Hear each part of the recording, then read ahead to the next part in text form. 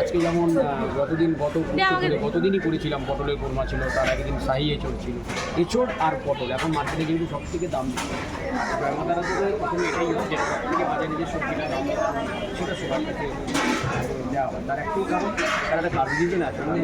কারণ আমার পরিবারে বা আপনার পরিবারে যদি 10জন ব্যক্তি মানুষ থাকে, 1 কেজি পটলের দাম মাত্র 200 টাকা বা 180 টাকা। তাহলে 1 কেজি পটল যদি একটা পরিবারের ভাগে ভাগ করে দেওয়া হয়, আমার মনে হয় সেটা ঠিকভাবে মনে পরিচালনা হবে। কেউ একটা সেই জন্য আমার দাদা